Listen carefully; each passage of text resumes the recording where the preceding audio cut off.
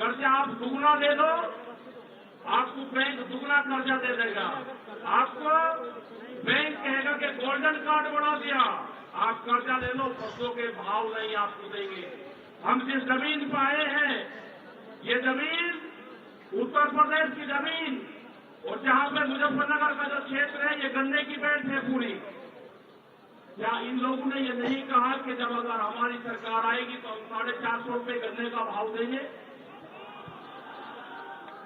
ये कोई भाव देने को तैयार नहीं है। यहाँ पे सरकारें पहले भी आई जिन्होंने 80 रुपया रेट बढ़ाया, दूसरे वाली सरकार आई 50 रुपये रेट बढ़ाया।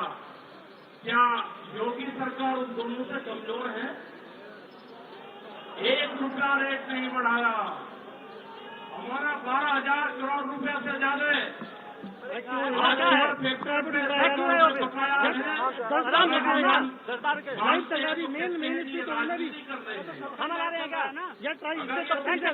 राजनीति है। यहाँ के लोग तुम्हारा हमें लगाए गए, हम 9 महीने से बातें हैं, आप लोगों के बीच से वहां पे गए, आप बहुत जिम्मेदारी के साथ में वहां पे छोड़ गए। पूरा संयुक्त मोर्चा दिल्ली के चारों तरफ है, हम घर नहीं जाएंगे। मुजफ्फरनगर में भी आए, संयुक्त मोर्चे की मीटिंग में इस मैदान में आए, इस मैदान से बाहर मुजफ्फरनगर की जमीन पर पैर नहीं रखेंगे।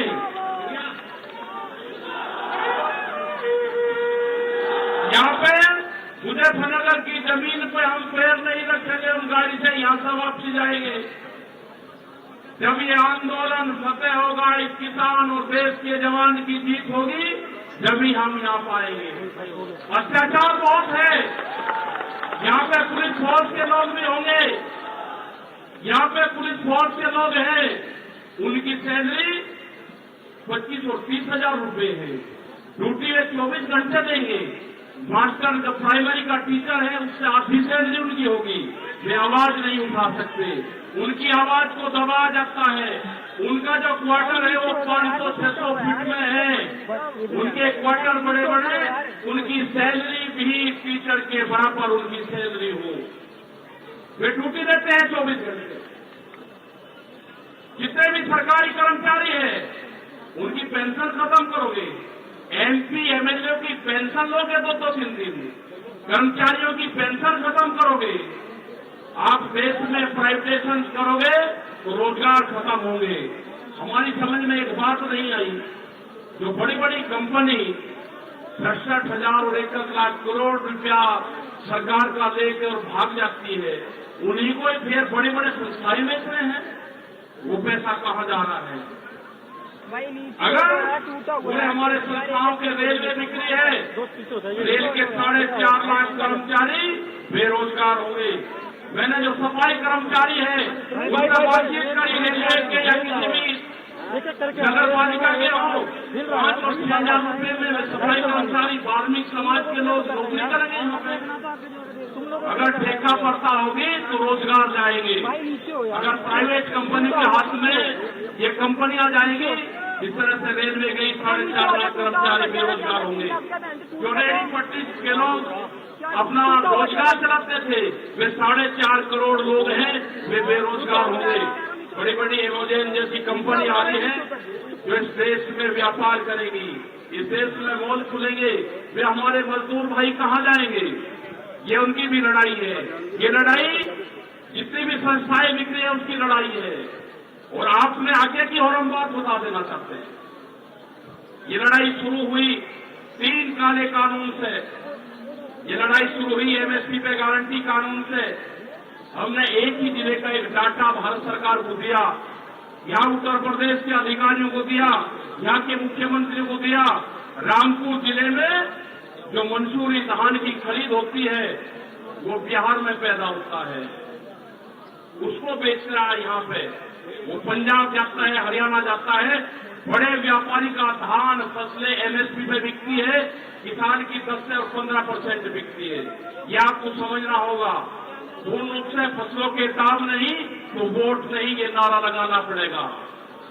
फसलों के दाम नहीं तो वोट नहीं।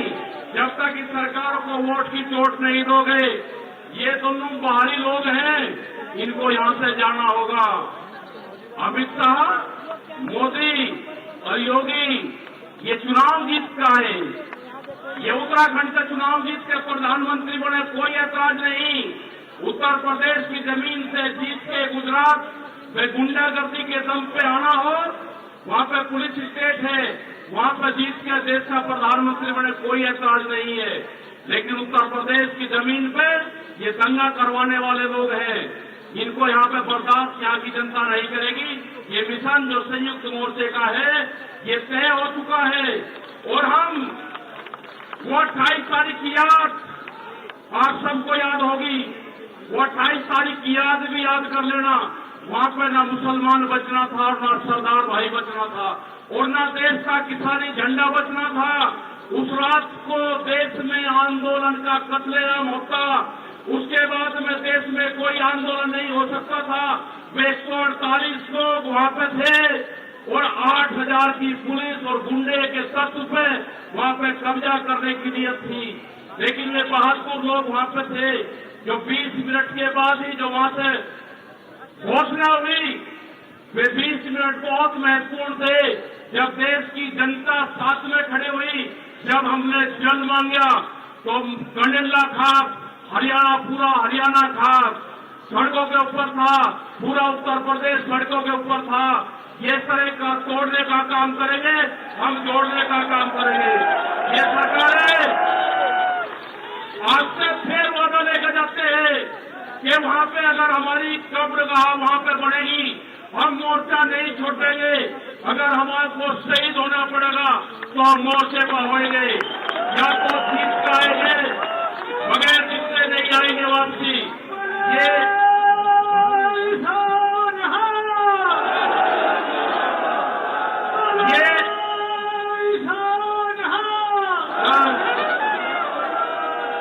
इस तरह की अगर सरकारें देश में होंगी तो ये दंगे करवाने का काम करेगी। पहले भी नारे लगते थे जब सिकेत साहब थे, अल्लाहू अकबर,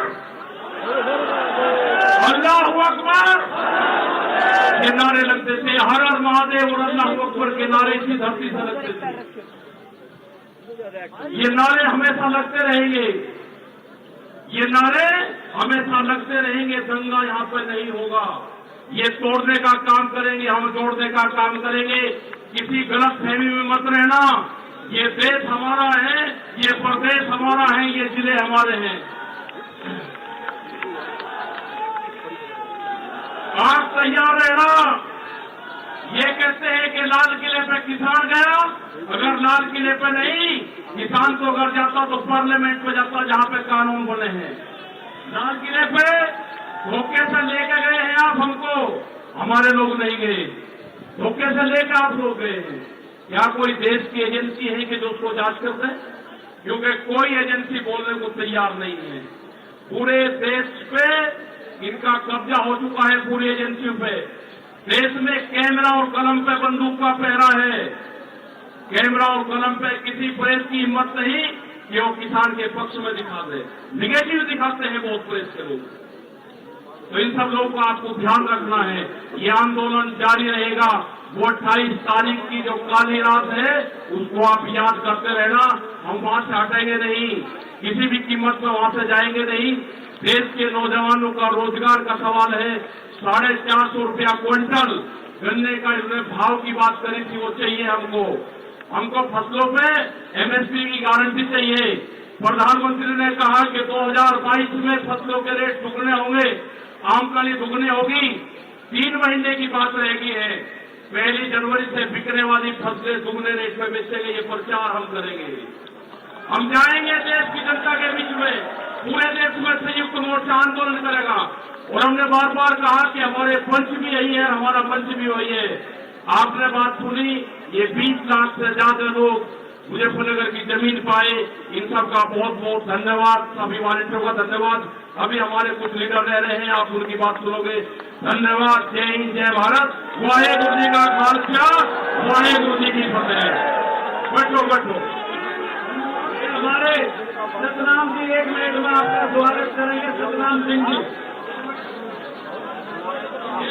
बात ठीक है कि ये लड़ाई आपके दम पे ही लड़ी जाएगी और जीती जाएगी।